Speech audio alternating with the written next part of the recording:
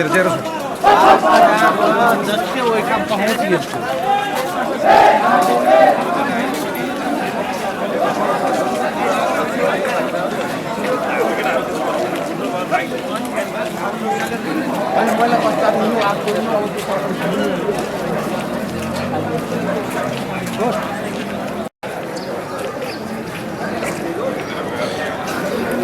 मैंने बुद्ध कवर गर्छ वतन नेपाल जिंदाबाद जिन्दाबाद जिन्दाबाद केटा नारा लाउने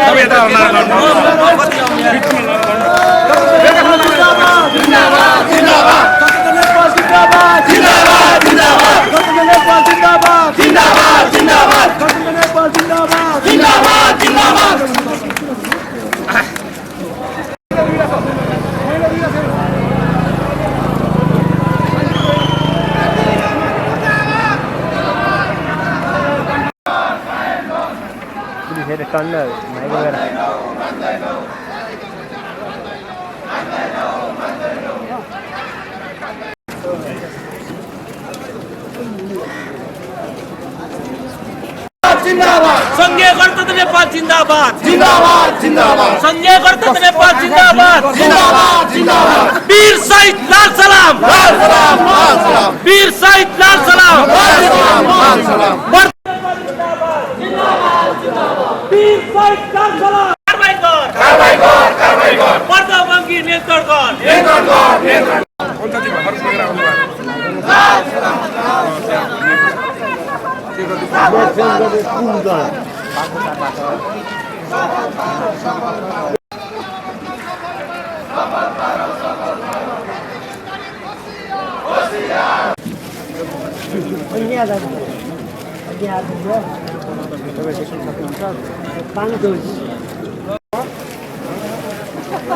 एक दुई बोरा लिएर आउनु पर्छ नि तीन चार जनाले मात्रै आन्दोलन गर्ने भनेर यति बेर आएको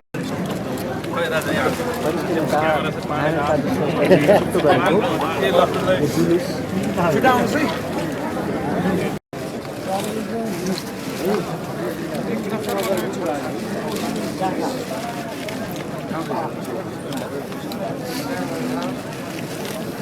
माइक खानु हिँड्ने माइक भयो आउनु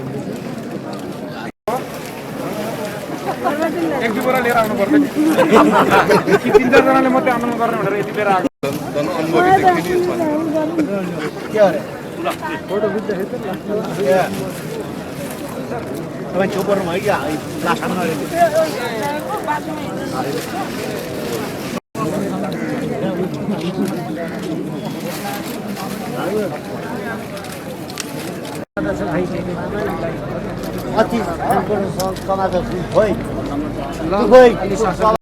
सोध रावालाई अब चुज खोइ त जाऊ हिँड्नु खोज्नु सोध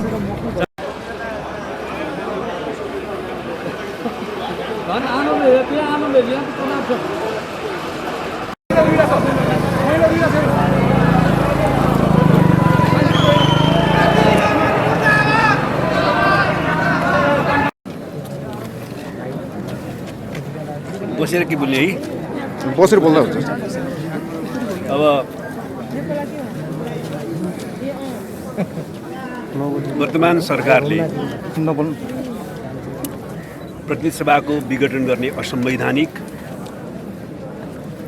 अलोकतान्त्रिक निरङ्कुश र प्रतिगामी कदम चालेपछि यो सरकार र उसको गुट बाहेक सिङ्गो देश सबै राजनीतिक पार्टीहरू नागरिक समाज बुद्धिजीवी न्याय क्षेत्रका सबै कानुनविदहरू युवा विद्यार्थी मजदुर किसान र आम जनसमुदाय प्रतिगमनलाई असफल पार्ने सङ्घर्षमा जुटिरहेको अवस्था हो। सिङ्गो देश आन्दोलनमा रहेकै बेलामा सरकारले संविधानले स्पष्ट व्यवस्था गरेको संवैधानिक अङ्गका पदाधिकारी र सदस्यहरूको नियुक्तिको निम्ति संसदीय सुनाई अनिवार्य रहने व्यवस्थालाई उपेक्षा गरेर आफ्नै विघटनको कारणले संसदमा सुनाई समितिले क्रियाशीलता नपाएको स्थितिमा सुचारू नभएको स्थितिमा र संवैधानिक परिषदको बैठकमा व्यवस्थापिकाका संसदका प्रमुख सभामुखलाई औपचारिक आमन्त्रण समेत नगरिकन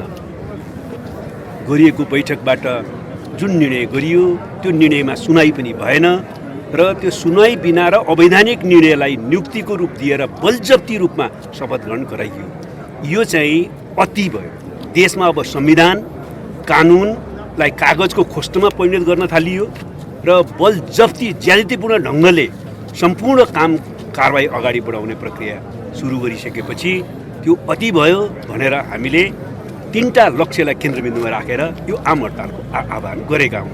पहिलो कुरो, संविधान र कानुनको बरखिलाफ जोर जबरजस्ती बलजफ्ती गरिएको संवैधानिक अङ्गका पदाधिकारीहरूको र सदस्यहरूको नियुक्तिलाई विरोध गर्न र त्यसलाई खारेज गर्न। दोस्रो, प्रतिनिधि सभा विघटनको असंवैधानिक र प्रतिगामी कदमलाई खारेज गरी त्यसलाई पुनः निस्तेज पारी प्रतिनिधि सभालाई सुचारू गर्ने र संविधान र लोकतन्त्रलाई क्रियाशील गर्न र सम्पूर्ण प्रतिगामी षड्यन्त्रलाई निस्तेज पार्न। र तेस्रो, सरकारले अहिले राज्यका साधन स्रोतहरूको मनपर्दी प्रयोग गरिराखेको छ र आफ्नै संसद विघटन गरे कार्यपछि स्वत काम चलाउ सरकारमा परिणत भएको यो सरकारले बलजफ्ती मन्त्री परिषद पुनर्गठन गर्ने र विभिन्न नियुक्तिहरू गर्ने कामहरू गरेको छ र सम्पूर्ण नागरिक अधिकारहरूलाई वञ्चित गर्ने, नागरिक समाजमाथि पानी बर्साउने, लाठी बर्साउने, पूर्व प्रधान न्यायाधीशहरूमाथि अपमानित गर्ने, लाञ्छित गर्ने, धम्क्याउने, संवैधानिक अङ्गहरूलाई दबाब दिने कामहरू जो गरिराखेको छ। र आज बिहानदेखि शान्तिपूर्ण आन्दोलनमा निस्केका हाम्रा नेता कार्यकर्तालाई हजारौँको सङ्ख्यामा देशव्यापी गिरफ्तार गरिएको छ। यस प्रकारको बलजफ्तीको दमनकारी फासिस्ट क्रियाकलापको विरुद्ध र त्यसलाई असफल पार्न पनि त्यसलाई अन्त्य गराउन पर्ने आज हामीले आम हडताल गर्न बाध्य भएका हौँ। यो शान्तिपूर्ण आन्दोलन नै हो। यो आम हडताललाई सफल पार्न नेपाली जनता जसले 6 दशकभन्दा बढी संविधान, लोकतन्त्र, सङ्घीय लोकतान्त्रिक गणतन्त्रको निम्ति सङ्घर्ष गरे, जसले हजारौँ हजार शहीदहरूको बलिदान चाहिँ नेपाली समाजले गर्यो, त्यस पछाडि प्राप्त भएको यो लोकतन्त्रलाई रक्षा गर्न अहिले अलिकति कष्ट असहज स्थिति भए पनि नेपाली जनताले यो आम हडतालमा समर्थन, सहयोग र सहभागिता जनाउनु भएको छ। हामी ती सबै जनसमुदायप्रति आभार व्यक्त गर्छौँ, कृतज्ञता व्यक्त गर्छौँ र हामी चाहन्छौँ यस प्रकारको आम हडतालले पैदा गर्ने असहज स्थिति, थोरै कष्टको स्थिति उत्पन्न हुन नपाओस् भनेर यस प्रकारको सङ्घर्षको रूपमा जानु नपरोस्। तैपनि सरकारले संविधानलाई कागजको खोस्टो बनाएर कानुनलाई कागजको खोस्टो बनाएर लोकतन्त्रको हत्या गरेपछि यत्रो बलिदानबाट प्राप्त गरेको लोकतन्त्रको रक्षा गर्न, संविधानको रक्षा गर्न नेपाली जनताले थोरै असहजता, थोरै कष्टको बेहोर्नुपर्ने स्थिति भए पनि हामी सङ्घर्ष गर्न बाध्य हुन्छ भन्ने बोध, संयम, धैर्य, जिम्मेवारी बोध नेपाली जनतालाई छ। त्यसै आधारमा नेपाली जनताले अहिले यो आम हडताललाई संयमता साथ शान्तिपूर्ण रूपमा सहभागिता जनाएर सफल पार्नुभएको छ। हामी धन्यवाद दिन चाहन्छौँ र यो बिचमा सरकारले यो आम हडताललाई बदनाम गर्न विभिन्न प्रकारका दमनकारी क्रियाकलाप गराएर प्रतिक्रियात्मक उत्तेजना फैलाउन खोजिराखेको छ। हामी त्यस प्रकारको दमनकारी क्रियाकलापको घोर भर्त्सना गर्छौँ। अब यो तपाईँहरूले नेपाल बन्दमा आइपुग्नु भएर खास गरी तपाईँहरूप्रति जसले शुभेच्छा राख्नुभएको थियो जनता, उनीहरू भड्कियो, तपाईँहरूको आन्दोलन लयमा थियो, तपाईँहरू गलत बाटोमा हिँड्नुभयो भन्ने छ नि तपाईँहरू? त्यस्तो कुरा सत्य होइन। अलिअलि आम हडतालको सङ्घर्षको रूपले थोरै असहज स्थिति, कष्टको स्थिति सृजना गरेकै छ। त्यसप्रति प्रारम्भमै आम हडतालको कार्यक्रम घोषणा गर्दा हामीले क्षमा याचना गरेका छौँ कि हामी यो देशयात्रा जान बाध्य भयौँ। हामीलाई थाहा छ कि कोभिड-19 को महारबाट नेपाली समाज पूर्ण मुक्त भइसकेको छैन। त्यसो त हामीले यो संविधान र लोकतन्त्रको लडाइँ गरिसकेपछि यस प्रकारले प्रतिगमनको खतरा टट्का र औला र प्रतिगामी कदम चालिएला भनेर सोचेका थिएनौँ। त्यसकारणले हामी आम हडतालहरूको कल्पना पनि गरेका थिएनौँ। तर अहिले असंवैधानिक र प्रतिगामी कदम चालिएको छ। संविधान र लोकतन्त्रलाई हत्या गर्ने दिशातिर उद्धत भएको छ। फाँसीवादी दमनको तरिकाद्वारा जनतामाथि दमन लादिएको छ। त्यसकारणले संविधान र लोकतन्त्रको रक्षा गर्नका निम्ति र बल मिच्याई जोर जबरजस्ती फासिस्ट दृष्टिकोण र क्रियाकलापलाई परास्त गर्न हामी यो ढङ्गले आउन बाध्य भएका छौँ। त्यसैले जनताले साथ दिएका छन्। हो, अलिअलि असहजता र कष्टको अनुभूति सहित त्यसको निम्ति हामी जनताप्रति विनम्रतापूर्वक आभार व्यक्त गर्न चाहन्छौँ। अन्तिम एउटा प्रश्न, तपाईँहरूलाई यो भोलि सरकार पक्षले आयोजन गरेको विशाल जनसभालाई मध्यनजर गरेर त्यहाँ मान्छे धेरै उपस्थित हुने भयो भन्ने डरले पनि तपाईँहरूले एउटा दोष अगाडि ल्याएर यो नेपाल बन्द गर्यो, यो अलोकतान्त्रिक कदम हो भनेर तपाईँहरूमाथि उहाँहरूले आरोप लगाइरहनु भएको छ? होइन, पहिलो कुरो त जो कसैलाई पनि संविधानले दिएको अधिकार प्रयोग गरेर भेला जुलुस गर्न पाउने छुट छ, त्यसको हामी सम्मान नै गर्छौँ। त्यसप्रति हाम्रो कुनै नकारात्मक टिप्पणी छैन। तर पञ्च र्यालीको जस्तो कुनै भिडको अर्थ हुँदैन। राज्यको साधन स्रोत प्रयोग गरेर गृह मन्त्रालयलाई मान्छे ल्याउनलाई जुनसुकै ढङ्गले पनि चाहिँ प्रोत्साहित गर्नु र भनेर निर्देशन दिएर त्यस प्रकारले गरेको र्यालीको कुनै अर्थ र औचित्य हामी ठान्दैनौँ। तैपनि त्यो भोलिको कार्यक्रमसँग हाम्रो कुनै साइनो सम्बन्ध छैन। जब सरकारले संविधान र कानुनलाई रद्दीको टोकरीमा फालेर बल जप्ती बल मिचाइ गर्यो, हामी बाध्य भएर यो आम हडतालमा आउनु परेको हो। आम हडताल पनि शान्तिपूर्ण सङ्घर्षकै रूप हो। हामी शान्तिपूर्ण आन्दोलनप्रति प्रतिबद्ध छौँ।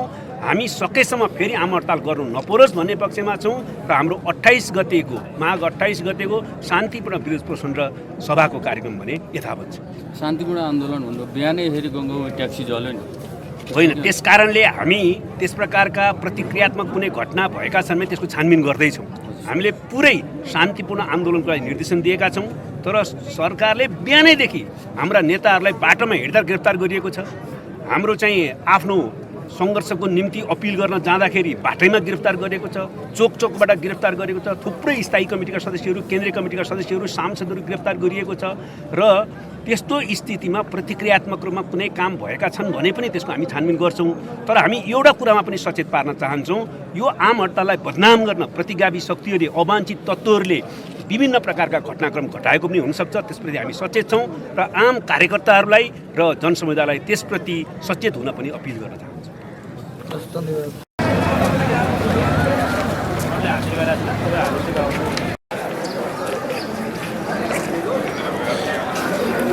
मेनबुद्ध कौर वर्तमान नेपाल जिन्दाबाद जिन्दाबाद जिन्दाबाद केटा नारा लाउने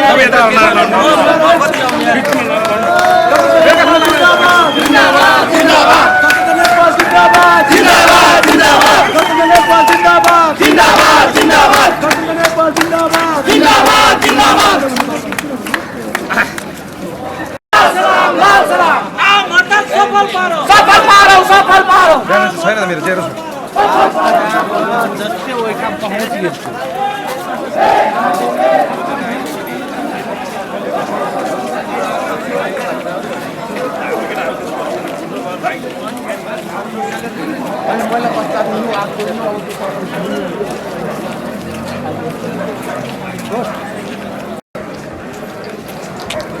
हिजो कुदाइ सानो